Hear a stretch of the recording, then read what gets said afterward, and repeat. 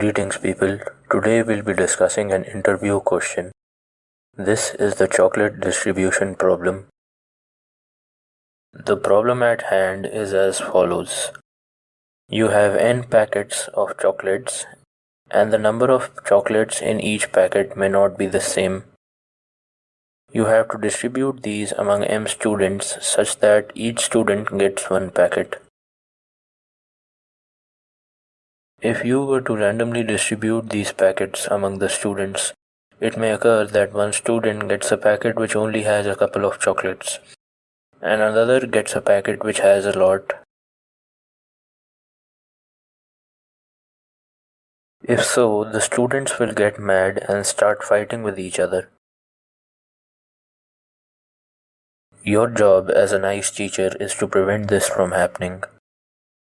Before distributing the packets, you can check each packet to see how many chocolates it contains, but you are not allowed to move chocolates from one packet to another. You now have to distribute the packets in such a way that the difference between the number of chocolates among the student having the maximum number of chocolates and the student having the minimum number of chocolates is minimum, so that all students remain happy. Our final problem now is, given n packets of chocolates, distribute them among m students such that each student gets exactly one packet and this difference is as low as possible. We would be given an integer array A of size n. Each element in the array will represent the number of chocolates in each packet.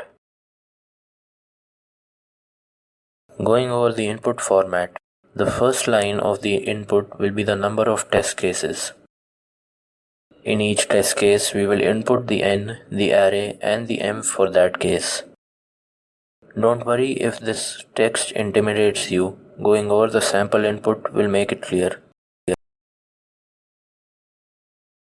Here in our sample input, the number of test cases is 2, and then 2 test cases have followed. If we just look at a test case, the first line of the input is the value of n. The second line of the input is the array A in the form of space-separated values. The last line is the value of m.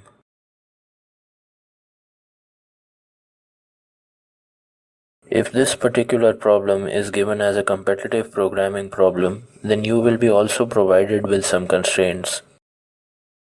These constraints usually determine what data types are to be used for the various variables. However, for this particular problem, the last constraint is necessary. M has to be at least 1 so that we have a problem to solve, and m cannot be greater than n, as then we will not be able to give one packet to each student.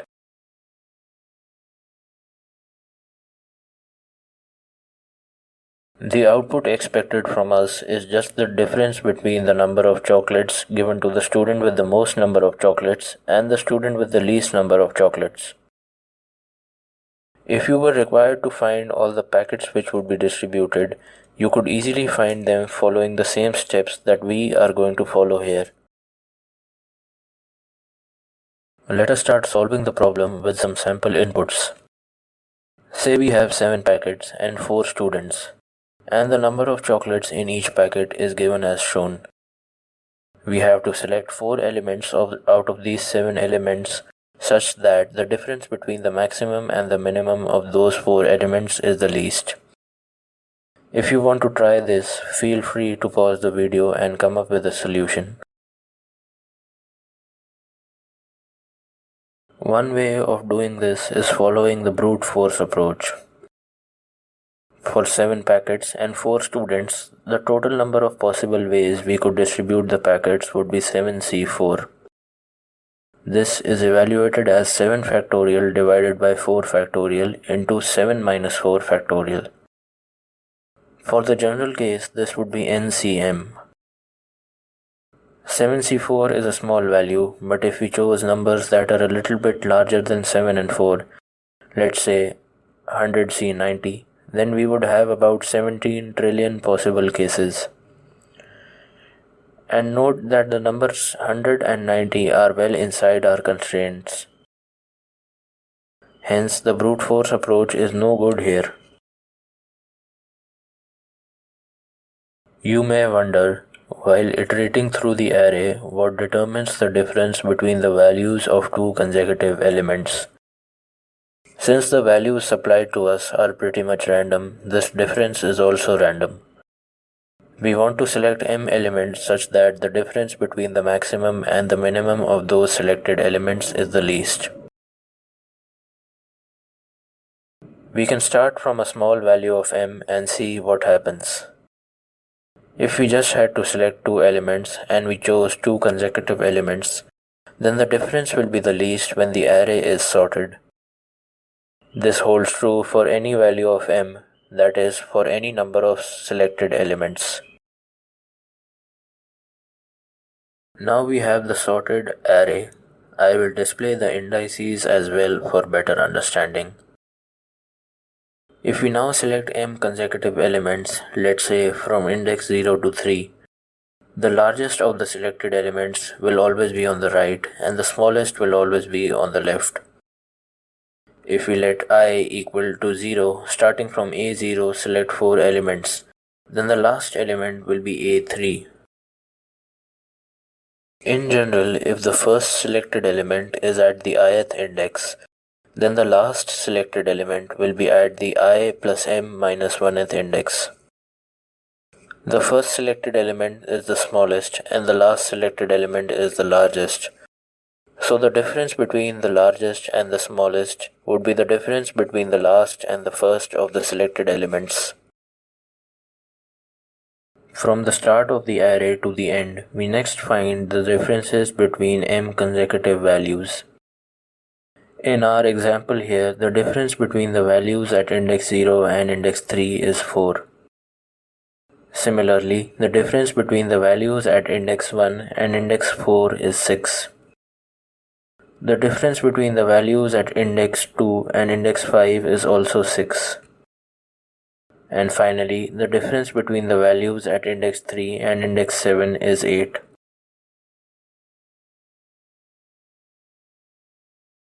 Now we just select the least out of the calculated differences and we're done. If you also had to provide the number of chocolates in the packets which were to be distributed, then you would just provide the m elements which gave the smallest difference. Let us quickly write the C++ code to solve this problem. Here, I would not be inputting data as in the given format, but rather just coding a function which takes n, a, and m and gets us the minimum difference. We declare a function which takes the number of packets n, the array which gives the chocolate distribution a, and the number of students m as its parameters. The return type of the function is unsigned long. This is because of the constraints given to us, as we have to handle values from 0 all the way up to 10 raised to the 18th. Also, the data type of A is unsigned long, and the data type of N and M is unsigned long. The first step is to sort the array. Then we declare two more variables, one to store the current difference and one to store the least of all differences. We initialize the value of the minimum difference to A m-1 minus A0. We cannot initialize the value to 0 as we would never get a difference lower than 0 in our sorted array. Additionally, if required, we can also declare a variable to store the starting index for which we got the minimum difference. This is not required here as we are only supposed to return the difference, not the array values. We then start iterating. We start iterating from 1 because we have already set the minimum difference to the difference of the 0th iteration. Starting from 1, we iterate until I plus m minus 1 reaches n. Note that to select m elements, if the starting element is at index I, then the last element will be at the index I plus m minus 1. Hence we end the loop as soon as I plus m minus 1 reaches n. Inside the loop, we find the current difference. This is I plus m minus 1 minus ai. Notice that the value we initialized minimum difference to is just what we would get if we put I equal to 0 here. Next, we check if the current difference is less than the previously obtained minimum difference. If so, we set the minimum difference to the current difference and also update the index of minimum difference. Finally, once the loop is completed, we return the minimum difference. Let us now run the time complexity analysis of this code. We are sorting the array that would be big O of n log n, and our loop will run for n minus m minus 1 times, so that would be big O of n minus m minus 1. We can ignore the 1 here.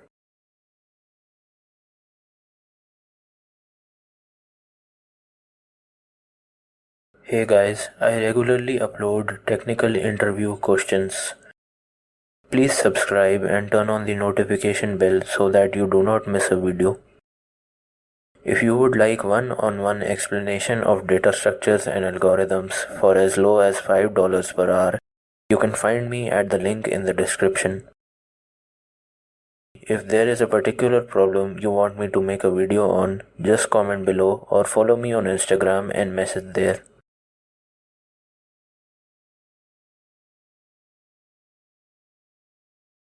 Thank you for watching. If you enjoyed the video, please hit the like button and comment below. Share the video with someone who you think would find it useful. Subscribe for more programming interview questions. Thank you.